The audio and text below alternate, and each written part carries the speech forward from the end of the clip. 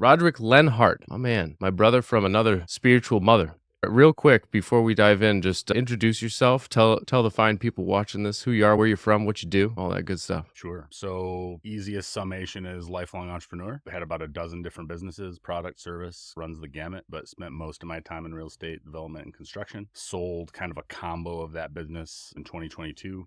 So sold that business in Charlotte and moved up to the mountains and thought I was going to retire at 42. And that lasted about 6 months. And who did I want to help became the prime question. And that's how I got into this whole online digital marketing world. And like a lot of people, ended up with some of the wrong people who I thought were in my corner that were charlatans. And that's ultimately how I found you. I help custom home builders who are typically sub 5 million scale. My tagline is reclaim your time, sanity, and profits. So the question I was asked for 20 years was like, bro, how are you doing this? I'm working 80 hours a week. I'm living out of my truck. You're in Costa Rica and your business is thriving. Like, what are you doing? Yeah. And it's freedom systems like we talk about. It's like my goal, and you'll appreciate this, and I'm sure people listening to this will, but it's the reason the C students make it. Yeah. It's why I want a lazy person. The lazy person's going to figure out the most efficient way to do it. The hardworking person is just going to work harder. Yeah. I'm by nature lazy, even though I work a lot. Yeah. So it's how do I figure out how to live the life I want? And I've always just said, okay, I want my days to look like this. I'm going to work backwards from that. Yep. And whatever I've got to do to make that happen is what we do. Yeah. Very cool. And so what were some of the things that you were struggling with before starting to work with me? I just had a lot of disparate information and a lot of tactics, but it's what I messaged you the other day in our group. Our boardroom group was just, this felt like the glue that kind of, you specifically, like somebody looking at all the things I had and go, okay, here's where we need to cajole and massage, and that's what's going to make it work. And then, And I think the words that you used were, we were sick and tired of seeing other people that were much dumber than you make more money than you. Yeah. And so you had spent how much on like courses and masterminds and shit like that? $250,000 Over what time period? Year and a half. Yeah. And so you had all the how-to stuff, and you were, what was the struggle then? Just nothing seemed to click. And it was small tweaks that were needed that I couldn't see. The same reason we all need why Michael Jordan as a coach, you can't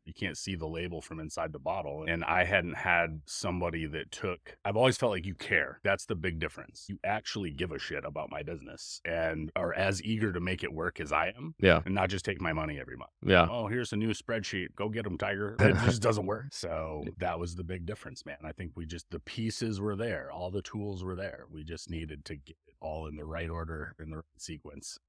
You gave me the confidence, little things like ad spend, like where I don't know the metrics. So I feel like I'm spending a ton of money, and you're like, bro, you're going to get one client a year. Yeah, that was about true. The permission, and dude, just go for it. And like we were talking yesterday in the group about offense versus defense. That hits so home for me. I sold the business and I had all this money. All of a sudden I'm a hoarder, and I'd never done that. I put everything on the line all the time. Yeah. And I found myself not doing that. It was definitely a mindset shift there. Nice. So what originally, was there any main concern that you were like, I'm not sure, that almost prevented you from working with me? And if so, what was it that put that to rest? I think like most people, I was skeptical, even though I'd followed you for so long. And I think I read this book basically in its first iterations a long time ago. And I'd always jived with your message, but it was just that underlying, I'm going to do this again. I'm going to spend the money again. It's not going to work again. Just sign me up at Walmart and I'll be a greeter. That'll be fine. So what was it that put that to rest and made you, all right, fuck it? I was a lot more cautious. Like I came in I was an ascension model. You know what I mean? I came in like, all right, I'm going to dip my toe in and see. And I think for me, like your stuff, the free stuff, and this is why I've said to everybody I've referred also, is the free stuff is so good. If you just watch the free stuff, but you still need that quarterback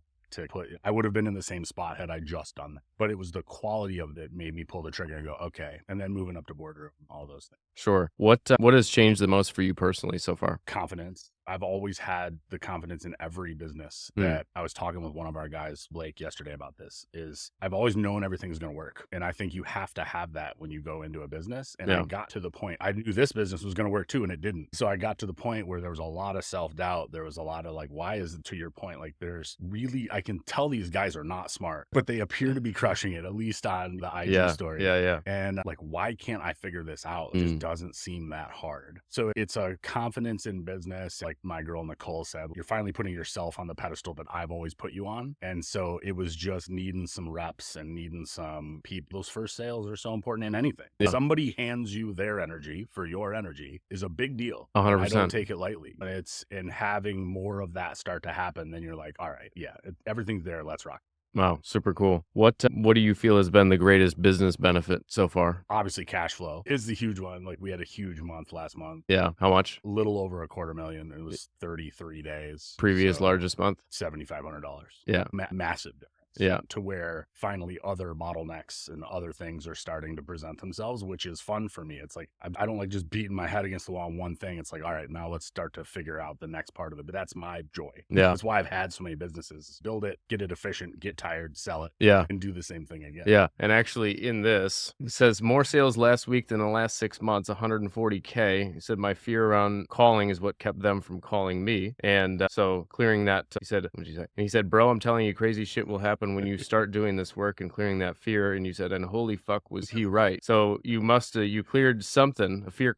You said I had to clear a fear charge around follow up and outreach, and you cleared that, and you did $250,000 that month. What maybe you could speak to that just a little bit. What was the shift there? Yeah, and what makes it more of a where you say crazy shit will happen, and then it did, is that it wasn't because I was reaching out that the people I was reaching out to were like, yeah, I'd love to buy. That wasn't it. Yeah. It was that I was doing the reach out. Other people just came and were like clockwork. Yeah. I was taking sales calls, great, and getting to finally do what I've always wanted to do is just help more people. Yeah. So it feels awesome. And I've always came at sales as you got to believe in here what you're selling, not in here. That's why Cutco sold so well. Yeah. Yeah. We're both Cutco guys. Yeah. Because it was fucking awesome. Yeah. Like, it was not a hard sale. Like, Yeah. It's great shit. I still have mine. I saw your ultimate blocked out. Yep. I got the same one. And it's like, you've got to feel that way about anything you're selling. And I know I can help people. So when you come at it from how can I serve every day, it's what I have. Like I see your reminders list back there. Mine says, how can I serve today? Yeah. And whether they buy or not, how can I pour value into these people? And the right people will give me value back. And if you believe that's true, then it's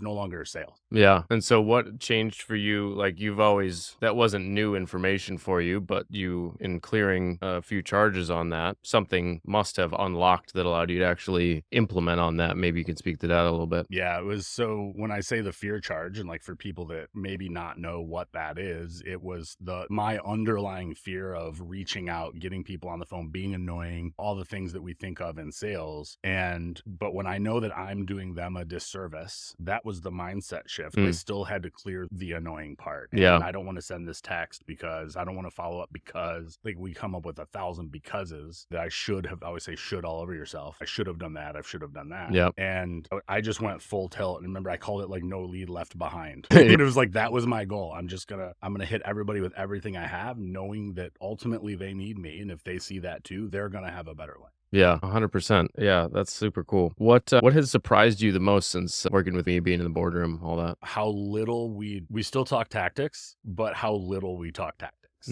overall. Yeah. And just the bigger game that we're playing in terms of the mindset work. And I think the thing it's like an ancillary, but it's the main thing at the same time, is if I can do this work, I'm just a generally happier, more confident. I show up better for Nicole.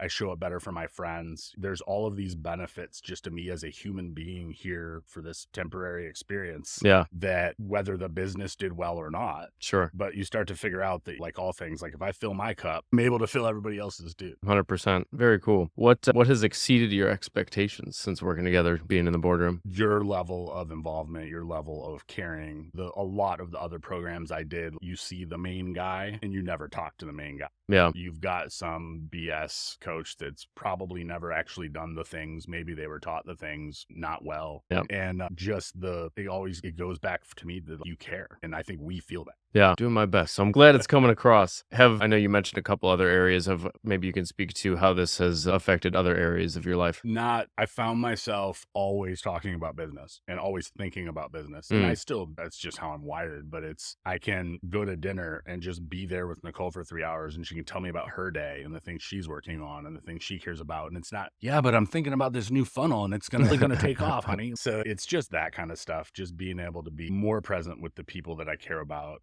and not make it about me or what I'm struggling with at the time, because everything's just working. And like an infatuation charge with the business. It all goes back to the charge clerk Yeah. at the end of the day, and keeping space for them. And like the work we did this weekend with just holding space for someone else. Had I had those tools I think for my first coaching clients that I Yeah. had that were just more general, how much better I could have served them and been there for them. Wow, that's very cool. If you hadn't worked with me, joined the boardroom, where do you think you'd be right now? I would be starting a different business, 100%. Like I gave myself in October of this year, would have been 3 years since I sold the business. And it was like, I gave myself a really long runway and fortunately had the capital to be able to throw a lot at coaches and accelerate faster than maybe somebody else. I see a lot of other people in this industry struggle for a long time and quit. Yeah. And it's crazy stats on coaches that like leave CTI or any other program. Like 2% actually ever even make their money back for the course. Yeah, nuts. And they're talented people. They're people that could help people, but they're not. It's what we've got the foundation, and I work with these kids. And one of the very first lessons I teach them is do what you love and take a class in sales and marketing. Yeah. Or else nobody will ever know you do that thing. Yeah. Wow. Very cool. Just to wrap up, if somebody was watching this, they were considering working with me, joining the boardroom, what would you tell them? 100% no brainer. Like 100%. I've never been a part of something where you always get that, here's how you're going to feel after you make the purchase type thing. It's like, oh, maybe I'm the bottleneck. Maybe I don't have the skills. Maybe this is bullshit. Maybe they won't be there for me. None of that's been true. Like I've never felt like my investment in you was a mistake, like even 1/10 of 1 degree. Trust John, trust the process. And I leave everything I ever do with this quote: the true cost of anything is the amount of life you exchange for it. Very cool. Once again, my man Roderick, appreciate you, brother. Thank you for being here. Had a blast with you over the last few days, and we're just getting started, baby. That's it, man. Thank you.